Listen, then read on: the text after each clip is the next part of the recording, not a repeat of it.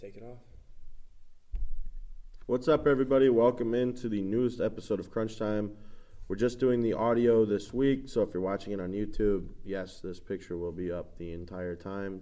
Don't freak out.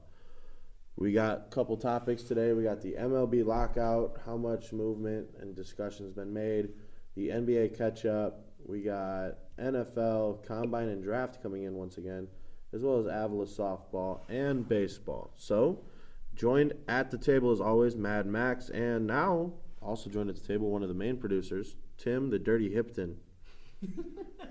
Wow, I really appreciate that intro, Greg. Oh, how are we going to do it today, guys? Yeah. The Dirty Hipton at the desk, as well as Mad Max. Max, how you doing? Good, Kruck. How you doing today? Living life, man. Loving it. Let's start things off the way that we know how. The MLB and the MLPA, the Players Association, they're not really getting along. They're kind of acting like children. What's the best way to get through this, Max? Well, hopefully there can be a compromise, hopefully soon, but it doesn't like that's going to happen, Kruck. It's already looking like they're delaying part of the first two series of the 2022 regular season, as obviously still the owners and the players are still arguing about how the new collective bargaining agreement is going to go and how everything else is going to be. And Kruck, I personally think when you look at this, right, you got to find for the players itself. I mentioned this before when we talked about this. The game of the MLB in itself is for the players. And I get it, the MLB has more money, obviously, than the players, and they got more value and everything more than the players. But if you look at it, the players want to do is they want to have better even for smaller market teams as well, to get more representation as well, than, say, a team like the Dodgers, the Yankees, and other teams like that. And I think that's important to get smaller teams as well in there, with people getting paid for their money for that situation. So I think it's very important to figure out how that thing's going to get handled, and hopefully, but obviously it's not going to get handled soon, as we're obviously not going to have opening day set at the right time on March 31st. I mean, you're absolutely in, it's been described as billionaires fighting with millionaires in terms of, whatever, but that'll always be the case. You're always going to have the Giants. You're not the actual San Francisco Giants, but, you're going to have the big-time names like the Dodgers, the Yankees, the Cubs, these huge, big-time teams. The Astros probably bumped themselves up into that category. The Mets are up there as well. You've got these huge teams that are always going to be fighting against these Milwaukee Brewers, not the Oakland A's, but the Diamondbacks, the Colorado Rockies, and the Kansas City Royals. They're always going to be fighting these smaller market teams, trying to get things easier for them and trying to make things harder for the small people. And it sucks, but that's how sports are. And it's really just a pain. Looking at it, they're really trying to work on the aberrations. They're trying to get the rookies smaller contracts because that's what the rookies really need. And, honestly, you look at big names like Chris Bryant, the one guy from the Mariners, Jared Kelenic. Those guys are great talents, but they've been stuck with the same organization for too long. They want to leave. They sign these huge deals, and they're just stuck there. You got to let them go. Yeah, I mean, Kruck, I really just got to say is, like I mentioned before, is especially with these smaller market teams, right? And you want to get more representation for the league and everything itself. And obviously players understand that being on a small market team, that's going to be part of the price. You know what I mean? That's going to be part of the price of how it's going to happen between both sides. I think that's very important to figure out what both things kind of happen in this situation. So, Tipton, you got any additional things you want to add to this at all? I'll be honest, guys. I'm not a big MLB guy, so I really don't know too much about the lockout, but all I know is that a lot of people are missing out on a lot of money. Yeah. So it's sad that we have to argue over how much is it. I know I heard Kruck saying something about billionaires arguing over tens of thousands of dollars, which is like pocket change to them. So it's definitely interesting. It's just not acceptable for what's going to happen so far, especially for a team, an organization like baseball and the MLB, which should be recognized. Which it's insane because MLB is probably some of the highest paid athletes within the country. Moving forward, the NBA catch-up. Bulls dropped a couple spots. Heat jumped up a couple spots. looking at the other conference, pretty much staying right where it was. Max, what are some big takeaways between last week and this week in the NBA? So just looking at it, it kind of looks, obviously the Bulls lost a couple of games. They're now in third place in the Eastern Conference. Looks like the Cavs have lost a couple of games, 2 straight so far, so down to 6. And Kruck, we were talking last time, we were talking about the Cavs, right? A team that we thought could be a sleeper team into the Eastern Conference. That's a team that, obviously, you look at it, that's a team that I'm looking at. The Toronto Raptors, too, though, are another team that I'm looking at as well. They're the 7th seed right now, obviously in the play-in tournament. I think they're a team, obviously, to watch at the moment. But, hey, you never know what's going to happen there. Obviously, we always like to have fun with my Knickenbockers all the time and my Knicks. And, so they are right now in the 12th spot right now. So, they're not doing so hot. But, obviously, quickly with the Western Conference, doesn't look like anything's changed there. The Mavs, the Nuggets still look they're staying the same. The Suns look like they're staying the same as well with the Warriors. So, hey, Suns trying to keep getting on a win streak. The Warriors on a 3-game losing streak at the moment. So, obviously, they got to get that fixed. Yeah, some of the biggest surprises out of the Western Conference for me, the Mavericks split with the Warriors in the last 2 games, this week or last week. That was surprising, especially the last game. They won 122 to 113. Luka Doncic dropped a nice 40-baller on them. The Nuggets are hanging in there. I'll always stand by my point that they are playoff pretenders. I don't think they'll ever be a true playoff contender until they get one more superstar with Nikola Jokic. Jamal Murray's a nice role player. He's a nice third option, but he is not a kind of person that you want to lean on as a superstar. And then obviously the Lakers, you got to talk about them because of how many big names they have, and they're sitting in the 9 spot. That's unbelievable. But my Chicago Bulls are on a 3-game losing streak. 6-4 in the last 10 games. They're currently sitting in third behind the Heat and the 76ers, who have just got James Harden and got him up and playing. So let's see if that one pans out. Hopefully it pans out better than, Ben Simmons going to the Nets. With the Nets, it looks like he's doing good so far, Kruck. You know what I mean? Harden right now is really accustomed to Joel Embiid and just the whole organization. But going back to what we talked about with the Lakers, you look at a team right now that lost to one of the, not right now at the 10 spot with the New Orleans Pelicans, pretty badly too, Kruck, in that one game. And you look at it, they just got, I think the Lakers are going to miss the playoffs, Kruck. I'm going to say this straight up. I don't think they're going to make it. It's because you look at their team right now, they are not getting well with each other. And even with Anthony Davis, when he will return, who knows? It just doesn't look like it's going to help at all either, because right now LeBron is the only one I believe that's carrying that team. I don't know what you guys think overall. That's kind of what I think at the moment, that LeBron is the only one carrying for the Lakers so far. Yeah, and just the last couple of things for, this. It wouldn't be tradition if I didn't talk about your New York Knickenbockers. Looking at them, 25-37, Max. You thought they were doing pretty solid. What's the key for success that they need? Key for success? Maybe just winning games. How about that? Right now, they're on a 6-game losing streak at the moment, Kruck, but they've been competitive in all those games too, though. I watched one of the games they had. I don't know who it was, but it was a very good team up in the Eastern Conference, and they only lost by 5 or 6 points. So it's basically just finishing off games. You know what I mean? Finishing off how you win against other teams. But right now, it's just doesn't look like my prediction early in the year, and still I'm getting the heat for my New York Knicks. Absolutely. Moving forward to the NFL Draft/Combine. That should be a doozy.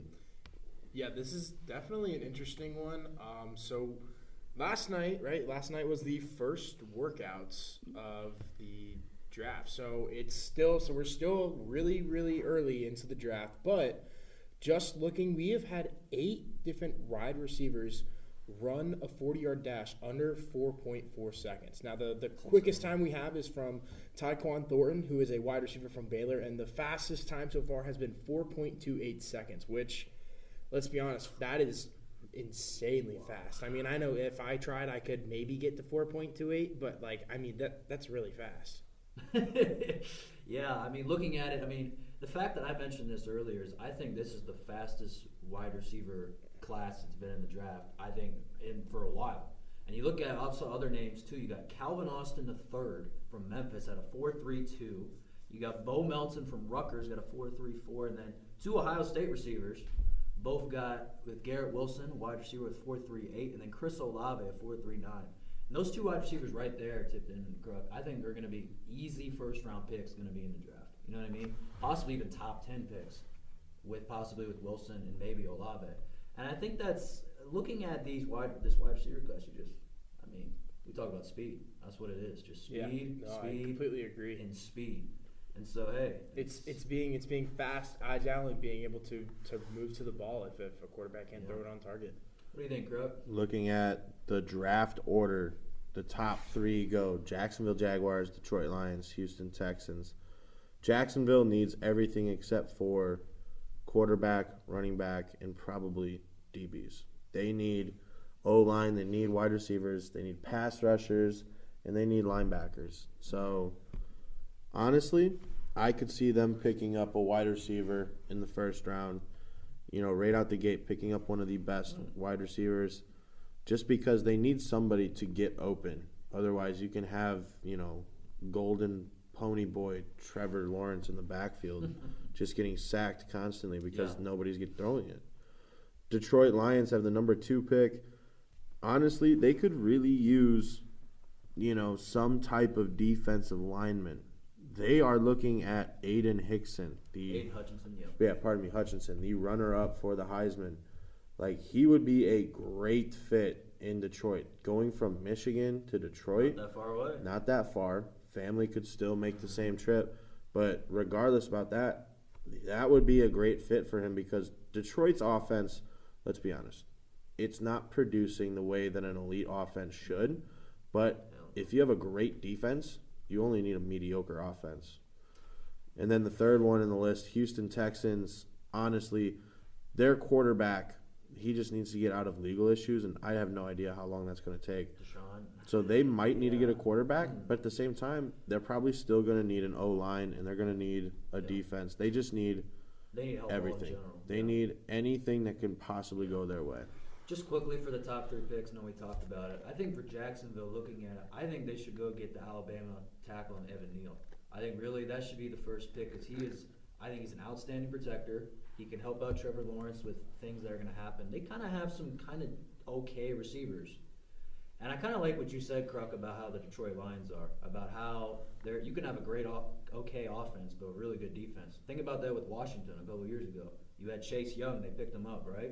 Had a really good defense going on for that year. And they had an okay offense led by Taylor Heineke and them. Made it to the playoffs, did really well. So that's something, we're keeping an eye on as we look at it. I think Aiden Hutchinson will go there. And I think for the Texans, I think they're going to pick up safety Kyle Hamilton.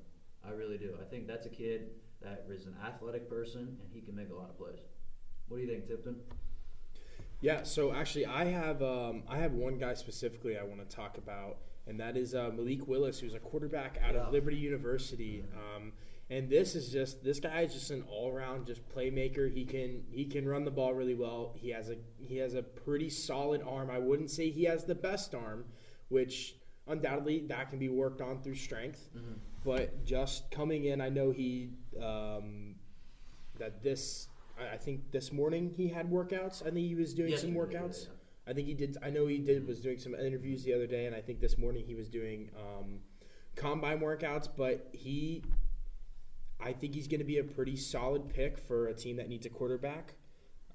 And I definitely think he could be one of the probably higher picks we see because he's a solid guy. I think he's the best quarterback in the class. I think he's better than Pickett looking at it. I think I watched a little bit of his combine results from last night and doing the throwing. I mean, he threw some dimes. Yeah. I mean, he threw some dimes. Exactly. He throws really well. He kind of reminds me of a bigger Lamar Jackson a little bit. Yep. He's got bigger size, and he can run the football. So but what's nice as well is that he can move under pressure. He can roll out and throw really well, too. And that's not something you can see in every single quarterback that can just be able to roll out and still throw really good balls.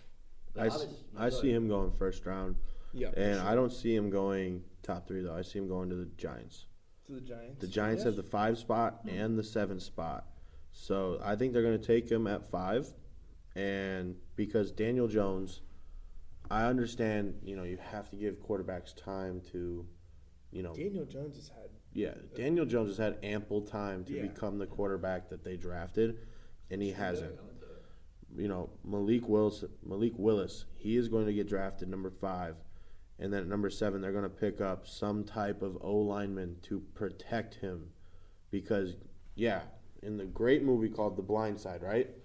You buy your quarterback, that's your house. Your O-line is the insurance. You got to get good insurance if you want to have a nice house. Well, here's the other issue is that, I don't know if you guys know this, but Malik Willis already has an injury with his throwing arm, so he already has to wear a brace on his arm. I couldn't tell you exactly what the injury is, but the Giants are definitely going to have to be careful, especially with the past O-lines that they've had. They haven't particularly been very good, so it's definitely something that the Giants are going to have to look into, especially if they want to draft a guy that's already had an injury in the past. Looking at teams with multiple draft slots in the top 10, the Giants have 5 and 7. The Jets have 4 and number 10. So, See, that's another spot you could think about too for a quarterback. I mean, I think if you look at Malik, I don't know about a quarterback for the Jets. The Jets got Zach Wilson. I mean, but here's the thing though, is that if you look at I think Zach Wilson. Looking at it, he's got time. We talked about it with Daniel Jones. We got to see what he is. But if you're looking at it for a perspective, you could possibly see the Jets go there. I'm not saying they will. I think a team that like Malik Willis or Kenny Pickett should go to. I always think that Malik Willis should probably go to the Washington. Well, we got the Commanders now. Yes. I think the Washington Commanders would be a great spot for him. I think if you look at it, I don't know what they're thinking about with Taylor Heineke. I don't know what they're thinking about with the other quarterbacks they got there. And then I think for a person like Kenny Pickett, like I talk about, first of all, I'm worried about Kenny Pickett, just like it's like they had a problem with his hand size at the combine, like 8.5 size hands. But here's the thing: is that really hand size? That really doesn't be a big factor overall. I think in how you judge a player, even though some people think it's that way. I personally don't think so. And so, but I think Kenny Pickett should go to the Pittsburgh Steelers. I think he should. If you look at it, the Pittsburgh Steelers, they need someone out there. You just lost Ben Roethlisberger, and he's used to that area. You know what I mean? He is used to Pittsburgh, but obviously you're playing in a tough division when you play in that division. You got now Joe Burrow and the Bengals there. You're going to have Lamar Jackson there. And who knows how Baker Mayfield's going to play with Cleveland. And so that's something you got to keep an eye on, too, with Pittsburgh, how they want to feel out that role, for sure. Absolutely, but Pittsburgh's sitting at 20. And if this quarterback's good enough to only be, obviously hand size, that the NFL Combine has to find something bad about a player, right? Yeah, it's very true. Have to find something bad because you can't give somebody an all green light. Even Trevor Lawrence had a bad thing. They said his hair was too long and got in the way. You have to find something wrong with him. True. So if the hand size is the biggest red flag, he's not making it to spot 20. He's not going to do it. Now, he might get picked up by somebody like the Jets or the Giants who have multiple picks in the first round saying, hey, we have this guy. We know you want him, but we'll trade you for him. We will give you whoever you want. We'll give you this guy if you give us 2-3 picks. I'm interested to see, here's another spot too. I kind of get what you're both saying this. With Kenny Pickett, what about the Panthers? I think Carolina Panthers are another spot too to look at. Keep an eye on who knows how it's going to be with Sam Darnold and how they're going to believe in him. Maybe that's a spot for Kenny Pickett, or maybe Malik Willis for that matter, where a quarterback could be selected. Absolutely. Moving forward, before we run out of time, we're going to go to Avila Softball, and they are currently on the road. They're down in Alabama, right? Alabama. They are at the 2022 Gulf Shores Softball Invite, and today is the 4th. Yes, they played a game against Georgia Gwinnett College, and later today they will be playing against Louisiana State University of Alexandria. And tomorrow, Saturday the 5th, they will be playing against Faulkner University, and later that day against University of Mobile. Then on Sunday the 6th, they will be playing the University of Houston in Victoria. A lot of big names on that list there. Yeah, that's for sure. Yeah, I mean, It's very interesting. It's a big list, right? Obviously, you're in a tournament style, so you're gonna have a lot of games there. You know what I mean? Definitely. I think it's just, especially going somewhere else different. You know what I mean? It's an area for a team to bond. You know what I mean? A team to get used to figuring out what they are. Right now, they're 5-5, right? 500 record, and I think right now it's gonna be kind of important to see just how win a couple games, especially a challenging game. You look at this Georgia Gwinnett College; they're 11 overall in the whole NAI according to this. So that's very, very huge overall. So obviously some big games they got to win. And see how they do. Absolutely. Looking at the stats breakdown for this team, they have 2 players with home runs. Katie Wentworth with 1 home run, and Emily Walton has 2 home runs. 2 players with triples. Kennedy Meyer, an outfielder. And then this one is kind of surprising if you know the team. Trinity Morris has a triple for the softball team, which, is really surprising because she's a power hitter. Mm-hmm. She's a corner infield and a catcher who is an absolute power hitter. And, just truly looking at this team, the highest average is Trinity Morris, batting .346. The next one after that are all under the 300 mark, which is kind of tough, but not terrible. So,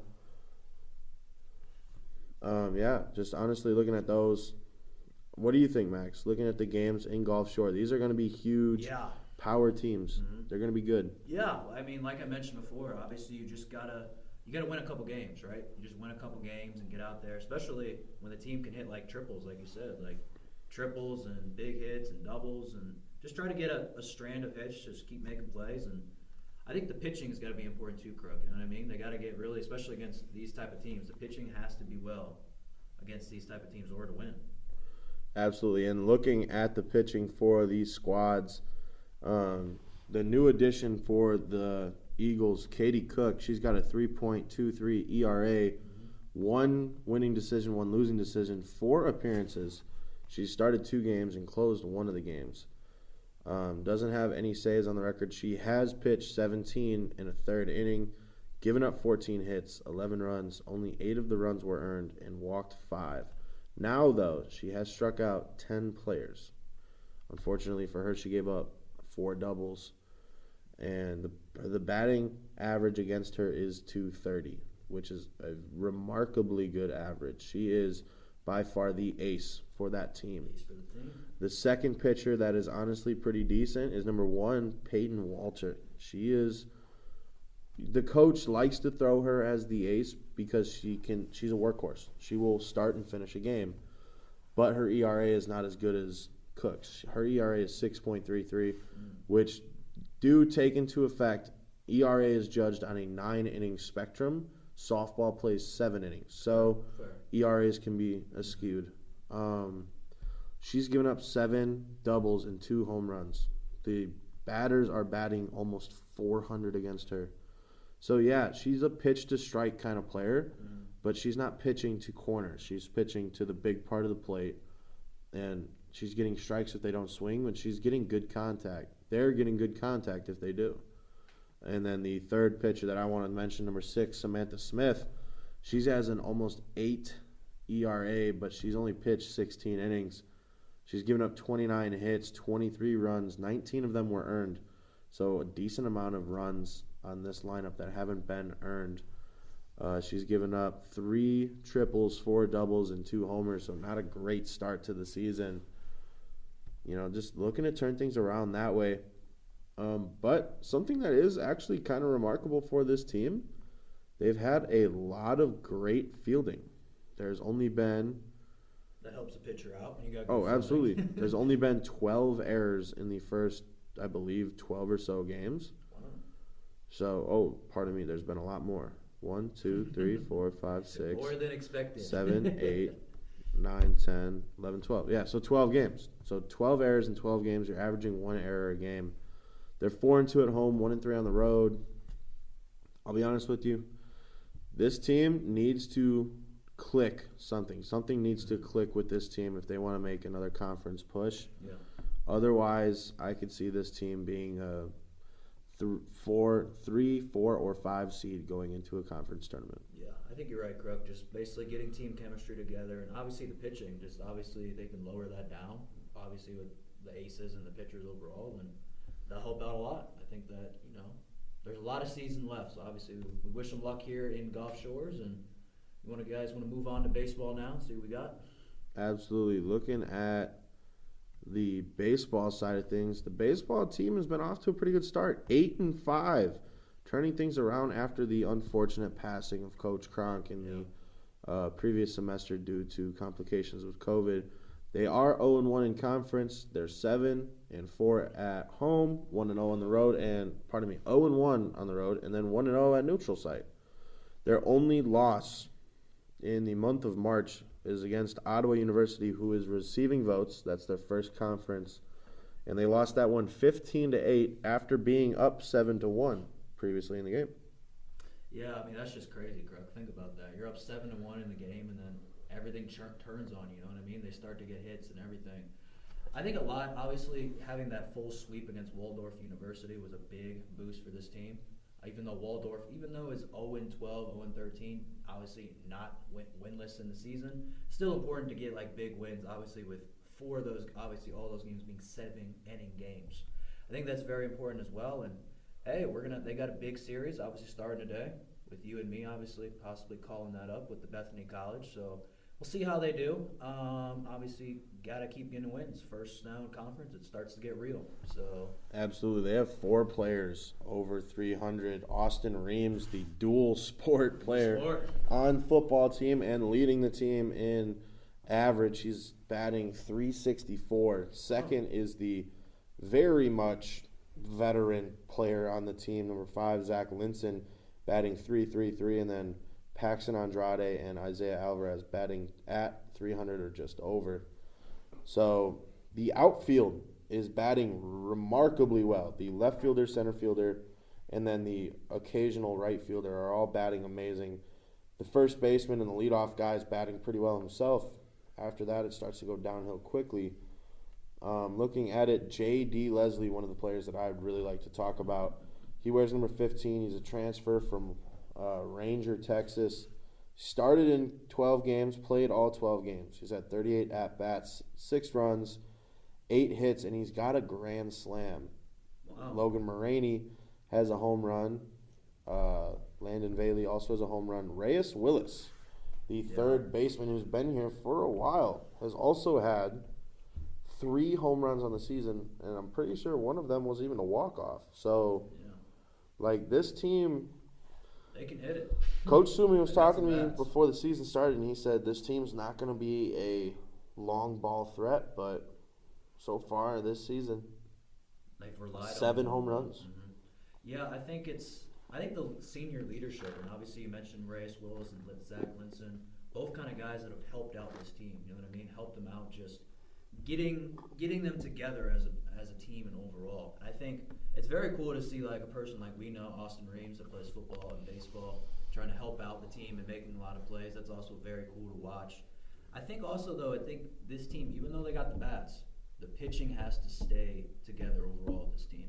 Like you look at it overall, you got Keaton Ashby, one of the pitchers there as well, and you got we got some other players, Gunnar Brody, and you got some other players as well. There are kind of pitchers that need to step up for this team. Because obviously against that Ottawa game from last week, you had a great starting pitching, right, for first 4 or 5 innings. But then obviously everything turned on. You know what I mean? So you just got to be able to finish up games. Obviously the relief pitchers need to step in. So I think that's going to be a key for them, especially knowing that they can hit the ball. They just got to get the pitching to stay up with it. Absolutely, and they have a great pitcher, number 24, Jarrett Dotson. Mm-hmm. He's pitching below a .5 ERA, and he's got 3 wins, 0 losses, 4 appearances, started each game. He's pitched 19 full innings, and he's given up 9 hits, 1 run. That was an earned run. He's walked 3 people, but in 19 innings, he has struck out 20 people. He's given up 1 double, 1 triple, 1 home run. I mean, that guy is just electric when he takes the mound. Came from a huge school, transferred in. He's good. The next guy under him is Brian Coffey, who is not exactly pitching a .5. He's pitching a 3.29. He doesn't have any wins or losses. He's got 5 appearances, 1 game started. He's pitched 13 and 2/3 innings. He's given up 12 hits, 7 runs, 5 of them earned, 6 walks, and 19 strikeouts. This team has the ability to throw the strikeout pitch. A couple other starters that are usual, Keaton Ashby with a 6.6 ERA. He's got 1 win, 2 losses. He's got a 15 innings pitched, 22 hits, 12 runs, 11 earned, and he has struck out 11 people. The other usual starter that we want to mention, either Briley Burrow is a great starter as well. He's pitching 3.38, and then Chase Van Steenberg is pitching 8.71. Haven't seen him in a while. Might see him this weekend against the upcoming teams. And since we're going to talk about it, Bethany College has got a 4-game stint. 1 9-inning today, and then today the 4th of March, and then 2, a doubleheader tomorrow the 5th, March 5th. Those games start at 11 and following. Those should be great games. You're going to see Dots and you're going to see Keaton Ashby, but will you see Coffey, will you see Burrow, or will you see Van Steenberg? That's the question. Now we have time for our last comments. Max, what did we miss out that you want to touch on? It looks like we covered a lot of things. Obviously getting back to like the combine stuff, you look at, I think another guy that I just wanted to mention, we didn't really talk about it much, was Calvin Austin Jr. from Memphis. And this guy, he actually, even though you look at this man, so we actually had a 4.32, like I mentioned, in the 40-yard dash, but I also look at not just the 40-yard dash. A lot of people just think, it's 40-yard dash. Look at the verticals and you look at the broad jumps and everything else, the testing results. This guy had a 39-inch vertical jump overall, in 3rd in the wide receiver class. And the broad jump, he also had 11.3. That was actually 2nd out of the whole wide receiver class. So that's another guy, kind of a sleeper kind of pick for wide receivers. But hey, now we get to see more like offensive linemen, defensive line, other kind of players today in this coming draft. You guys got any other last comments as well? Yeah. My last comment, looking at it, this baseball team, I'm really excited for this team. I feel like they're going to do really well. 8-5 out the gate. They're going to do pretty well under the direction of Sean Schumi, the interim coach. Yes. He's going to do pretty well. The plan is to find either a new coach or have Coach Carpenter step up for next season. But I'm really liking this coach. This team. They're going to be a good team if they can continue to stay positive. They're not going to win every game. Yeah, they just lost a game against Ottawa University, who is receiving votes. Good team. They have a good team coming up, ranked number 9, Oklahoma Wesleyan. They have Oklahoma Wesleyan for a 3-game stint at home. That's going to be the week of spring break starts. So they're going to be players who are ready to go to spring break, just ready to be done, and they're going to play their hardest competition of the year. So, yeah, a lot of tough games, right? We just got to see how it goes. Obviously, they got to take care of business this week, so we'll see what happens. All right, that'll do it for Crunch Time with Kruck. We love that you guys tune in. Make sure to tell all of your friends about it. We want to get this thing as big as it gets. Until next time, Jacob Krugenberg, Mad Max, tipped in. We'll talk to you guys later. Deuces.